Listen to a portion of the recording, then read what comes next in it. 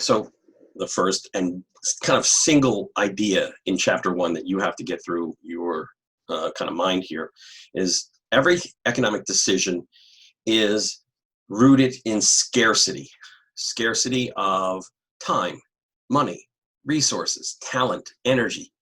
So decisions or choices that we make are predicated upon being able to allocate what we have. All right, that's a given. You only have 24 hours in a day. You only have so many hours to get your schoolwork done. You only have so many days in a week or months in a year, or it's finite. And in order to maximize that, we have to make some serious choices. We have to use information, data, resources to guide us in this task. So the scarcity idea forces us to kind of into a situation where we need information to make the best choices possible.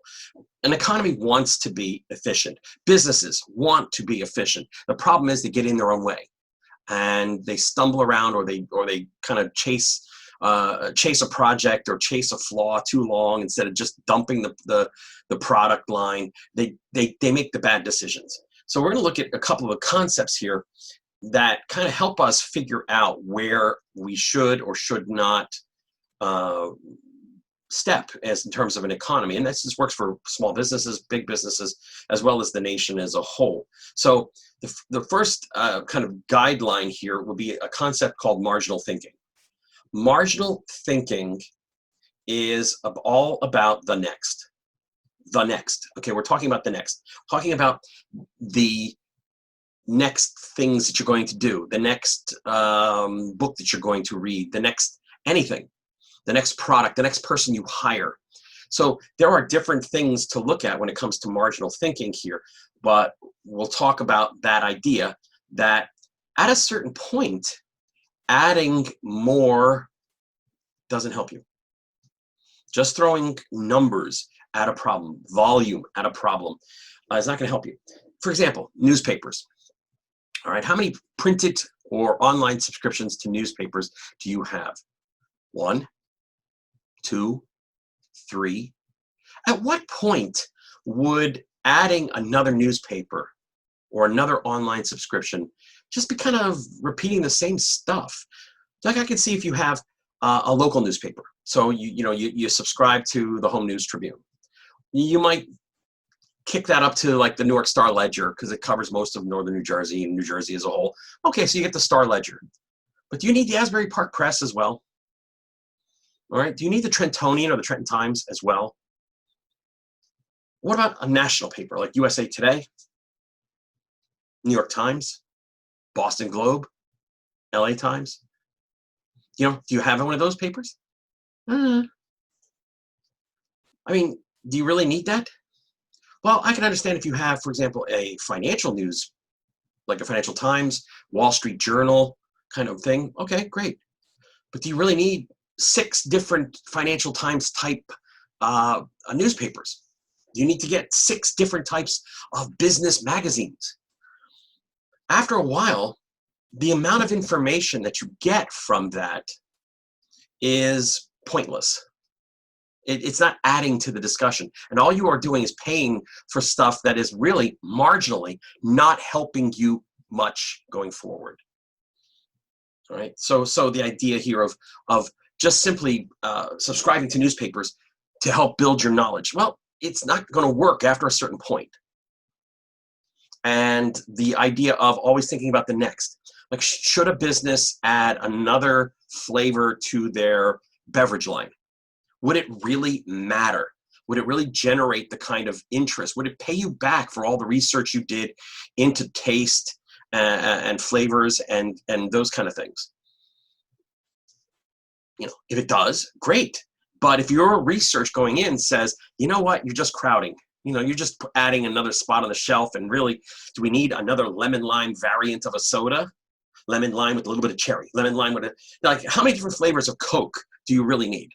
You have that orange vanilla, you have the cherry Coke. Okay, do you need a grape flavored Coke? I mean, it's nice that those freestyle machines for you to play around with that when you're in the fast food places, but you really don't need it. So what I'm going to do is going to work on a specific concept here that deals with labor. Labor productivity is one of the strong building blocks of our economy. That if we can make our labor more productive, we can make more with less costs and have better profits and reinvest and all the kind of good stuff that goes along with building an economy. But what happens when you just simply throw bodies at a problem? So what I'm going to do is I'm going to go share screen, go to my Excel file here, and here's what you're looking at. All right, so if you wish to kind of, write this down and block it out, please pause the video and then we'll move forward here. But here's marginal productivity, the idea of putting workers on a factory line to produce a product, a widget. You always use the word widgets. I don't know what a widget is, but a product. Now, obviously, with no workers on the line, unless it's fully automated, you're not getting any production. So let's assume that this first worker here, as you see on the chart, the first worker we add is going to have an output value of 5. I mean, they're able to produce 5 within an hour, within a day, whatever time period you want to have. So their marginal productivity, or the value of going from 0 to the next, which would be 1, is plus 5. Okay, solid. All right, so let's put a second worker on here. And let's say our total output goes to 12. Well, that would give us that worker's value, or the marginal productivity of adding that worker, would then be 7. Okay, we're outputting more, and the value of putting 2 workers together can make that assembly line process run more smoothly. Okay, so now adding a third worker to that. Let's say we can now get 23 units of output. Wow, adding that third worker makes this more efficient to the point of 11. Adding that third worker added 11 products.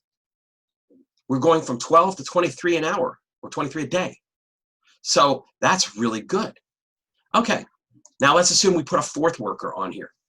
Okay, a fourth worker gives us 37 products. Wow. I mean, do the math. I mean, it's pretty straightforward. It's not, rocket science here. Although, we do operate as a math science kind of class a lot of times because of the way we perceive, doing our work. But that fourth worker added 14. All right, so let's keep going. Hey, let's add some more workers. This is really good. Okay, so now the fifth worker gives us a total output of 50. All right, let's add a sixth worker. Let's keep building this. Let's keep building this. The sixth worker gives us 60.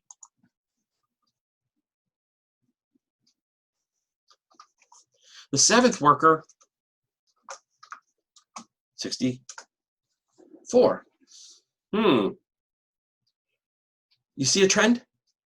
At a certain point, the value of adding that extra worker, the marginal productivity value of the next worker added to that line, decreases. Now, you can still see the output is going up in total, but it's decreasing in terms of value for that worker, the productivity of adding that extra worker.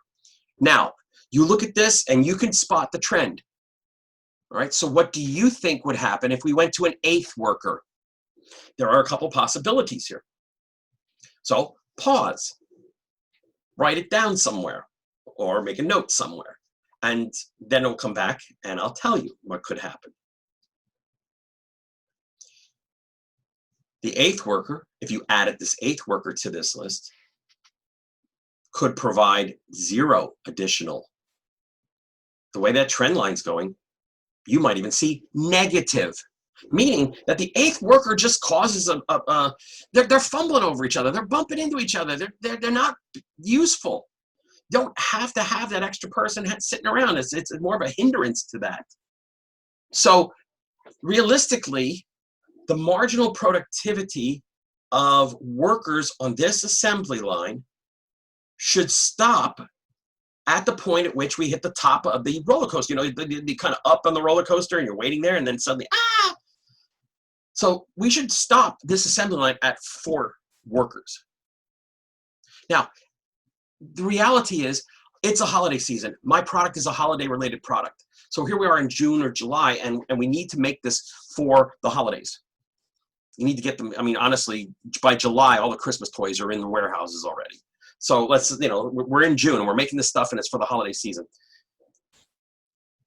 I can live temporarily in those 5, 6, and 7 ranges. I could probably be comfortable with 6 for a while, but it's not going to be permanent. I'm not going to leave it there.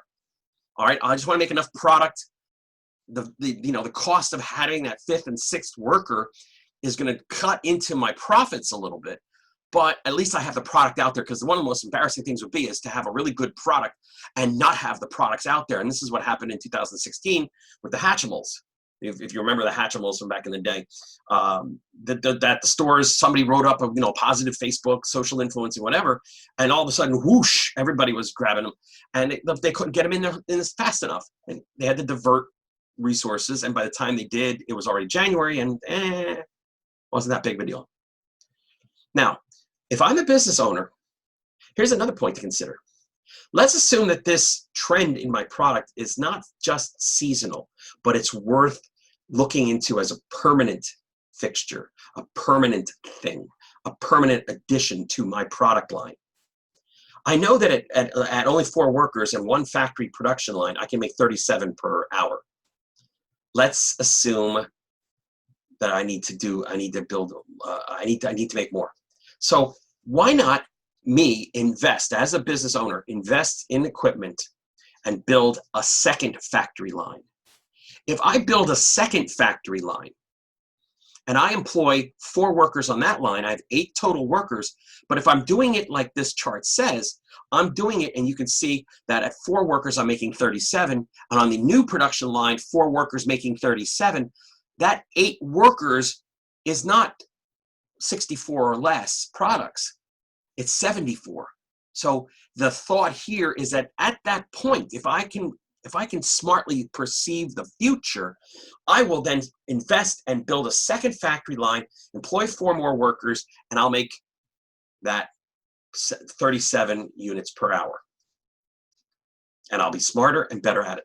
But there comes a point in time when you recognize that throwing more into a problem isn't worth it. It's the same thing with cars. Now, your parents might have gotten frustrated with the car that they've had for 10 or 15 years. Oh, it's a great car.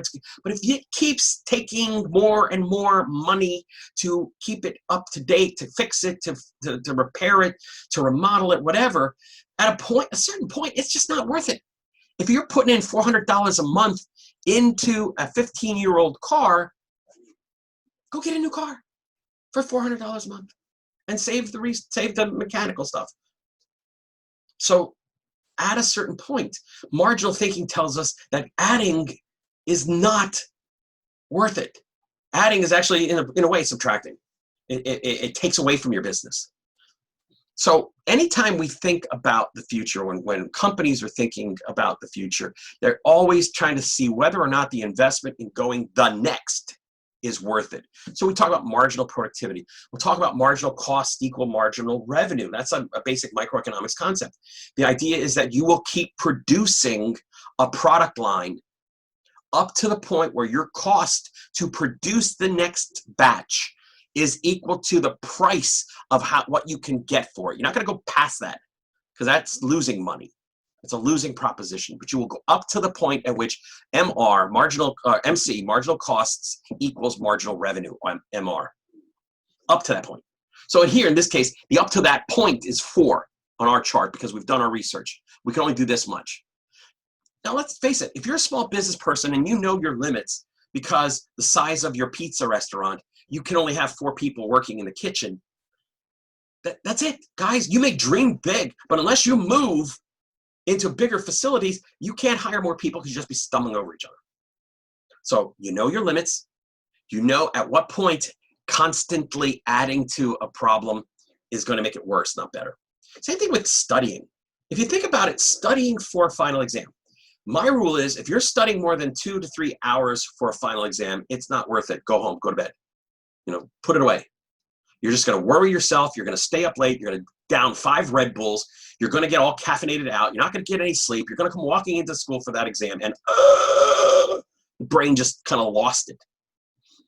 Yeah, the law of diminishing returns is another way to look at this. The more you put in, the less you get out. So don't study. If you don't know it, seriously, if you've gone through a situation where you've gone through this class and in 2 hours you can't review for a final exam, you weren't paying attention going in. So take your bad grade and go, because it's only going to get worse. It's not going to get better. Okay. I have not known, and I did it only once. I will admit I did it once. I studied 8 hours for a final exam. I blocked out every variation of a question with a friend in class. And we both needed to really ace the exam. And when the professor put up, one question, Russian history, one question final exam, trace the development and history of Russian agriculture, Russian/Soviet agriculture from Peter the Great to Nikita Khrushchev. Because we blocked out, because we knew that those were the kind of questions he asked, these kind of big one question, like police state, army, foreign policy, economy kind of stuff. But that's the only time I did that, and I really needed it, and it worked because we were efficient. We kind of broke down the tasks, and we worked up potential answers. But other than that, if I didn't know it, I didn't know it. Sorry. So again, marginal thinking is there because of scarcity. It's there because we don't have the resources necessary for this work. Don't have the time. Don't have the floor space. Don't have the manpower. So you have to make the best decisions possible. And if you're doing, you think about this, the production possibilities argument, production possibilities curve that we're going to get to, that's the same thing too. Where do I switch resources from? If I make 2 different products, can I switch resources from one product to the other efficiently? Well, if you have marginal thinking like this, you can figure it out. All right, so that's marginal thinking. So again, the FAQ page has any questions that you want to ask about this video or any other videos from chapter 1, put it on the FAQ page and I will answer it. So I'll stop sharing and we'll get this ending.